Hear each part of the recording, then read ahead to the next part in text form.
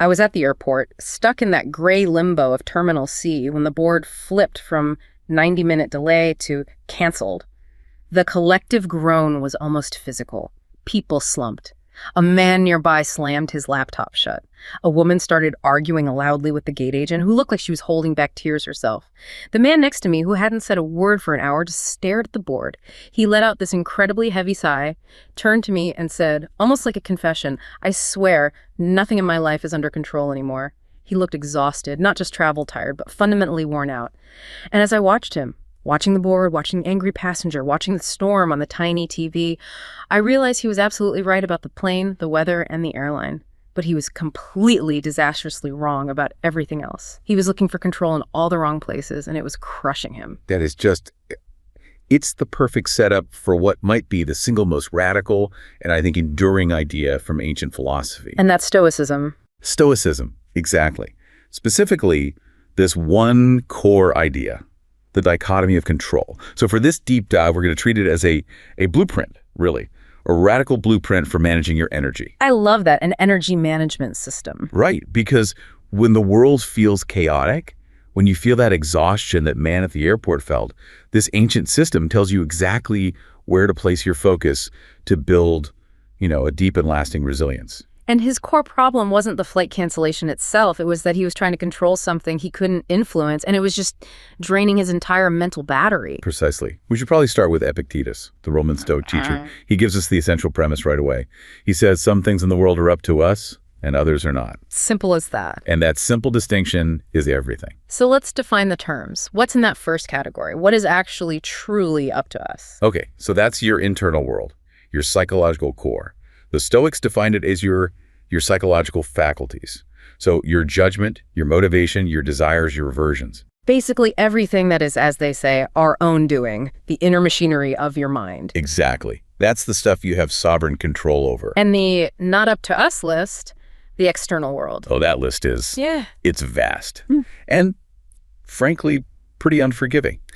It includes our body, our property, our reputations, the weather, the economy. Yeah. Even our official positions. Anything susceptible to chance. Or fate, or just the actions of other people. Yeah. Okay, wait a minute. That sounds, I don't know, a little defeatist, especially the parts about the body and reputation. I mean, we spend a huge amount of time and money on preventative medicine and career advancement precisely because we believe our effort gives us more control. That is a crucial challenge, and you're right to bring it up. The Stoics would agree that the effort is absolutely necessary, but they make a subtle but really essential distinction. Which is? You control your effort and your intentions. You do not, however, control the final outcome. You can follow a perfect diet and exercise plan, but you aren't immune to a random illness. You can work tirelessly at your job, but you aren't immune to a global recession that wipes out your industry. So the distinction isn't really about influence, it's about absolute final control. I can influence the outcome, but I only have absolute control over my internal response to the outcome. You got it, exactly. And this leads us to the kind of the key mechanism of Stoic self-control, which is monitoring our assent to impressions. Assent to impressions. Okay, that sounds pretty dense. Can you give us a real-world analogy here? Yeah, let's break that down. Think of assent as your cognitive filter. An impression is just the raw data, how things seem to you. Okay. So you get cut off in traffic. The impression is just data. A horn, a swerving car, you hitting the brakes. If you give that impression your assent, you are mentally hitting the OK button on a whole series of dramatic judgments. You're telling yourself a story about it. You're telling yourself this event is terrible, that driver is a horrible person, and this moment will ruin my whole morning. So the anger and the stress aren't actually caused by the car cutting me off. They're caused by my voluntary assent to the judgment that the event is a catastrophe. Precisely. You have the power to implicitly say nay to that judgment, to see the impression as just data, just noise. You insert that rational step and you stop the whole negative chain reaction. So that's the mechanism of control. That's it. It's what stops a perceived insult from becoming real distress, or the reality of, say, a disease from becoming a paralyzing fear that stops you from acting. That reframes stress completely. Okay, so if control starts inside, with our judgment then, how do we prepare that judgment mechanism? Because you can't just wait for the crisis to hit. You anticipate it. And that brings us to the first big tool in the Stoic toolkit, premeditatio malorum. Which we now call negative visualization. Right. Okay, but on the surface, that sounds incredibly depressing, just rehearsing all the failures and losses that might happen to you. Isn't that just giving yourself permission to be a pessimist? Not at all, actually. It's a common misconception. Seneca was a huge proponent of this, and he argued that if you rehearse potential setbacks in advance, you actually cushion the shock.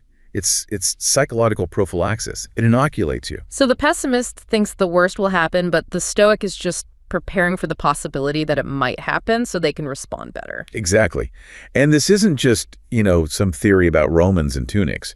We are seeing real, quantifiable results when people in high-stress jobs adopt this today. Like medical professionals. Especially medical professionals. There are modern studies, like one called the Serene program, that use Stoic training with medical students.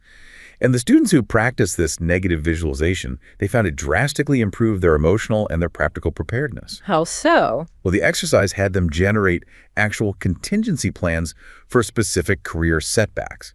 Things like, what if I fail a crucial exam? What if I lose a patient? And what was the measurable outcome of doing that? It fostered a huge sense of self-control and, critically, something called self-efficacy. Self-efficacy. So that's the belief in your own ability to handle difficult tasks and execute the right actions.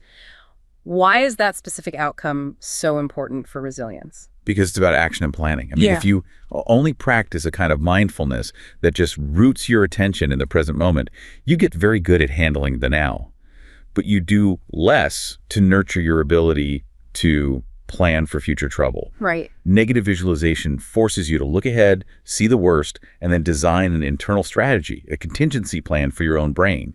And that bolsters your belief that you can still do your duty effectively no matter what happens. It prepares you to act. So if I'm a surgeon, I'm not visualizing complications to paralyze myself with fear.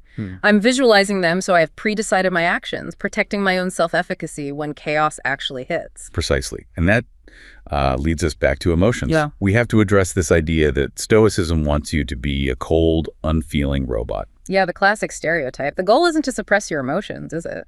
Not in the slightest. The goal is to make sure your emotions are appropriate, that they're rational. The Stoics saw emotion as essentially a voluntary action. It requires the mind's assent. I think Seneca said that anger doesn't break out without any involvement of the mind. That's the one. It needs your permission to really flourish. So the key isn't suppressing that first flicker of anger or fear. It's about inserting that rational step between the stimulus, that crisis impression, and the full-blown destructive impulse. And that is the absolute essence of what you could call Stoic mindfulness. It's different from some Eastern traditions because it focuses your attention not just on the present moment itself, but on your judgments and actions about that moment, the parts you can directly control. It makes your internal response the main project, that focus on internal control, on inserting that rational pause before hitting the panic button. That seems unbelievably valuable across the entire professional landscape, especially in fields that are defined by constant change. It absolutely is. We see this playing out in high-stakes strategy all the time. Take corporate leaders in the U.S. facing economic uncertainty. They use this exact principle to focus their energy on their internal response and strategic actions, not on trying to wrestle with external market forces they can't control. So when the market plunges, the Stoic-minded CEO isn't suppressing their fear? No. They're controlling the judgment that the crash is inherently catastrophic to their ability to act. And instead, they focus on the variables they can influence: budgets, personnel, clear communication. That's a huge shift. It turns the whole meeting from, oh no, the world is ending, to, okay, what is the best possible action we can take right now with what we control? Exactly. And you see the same thing in really agile fields like software development in Silicon Valley. Those teams are constantly facing unpredictable client needs, sudden priority shifts. Total chaos sometimes. Right. And by focusing on controlling their collective actions and their interpretations, what they call inspect and adapt, they avoid that Tannic cycle. They insert that crucial rational step between a crisis impression, like a sudden client demand, and a destructive impulse, like throwing out all their work. So they control their process and their intention, even when they can't control the external demands. They turn chaotic impressions into a controllable internal project. Okay, but here's a question. If this philosophy is so intensely focused on my own internal world, my judgment, my assent, my discipline, doesn't this just breed a kind of solitary, rugged individualism. That is probably the most persistent and, I think, misleading caricature of Stoicism.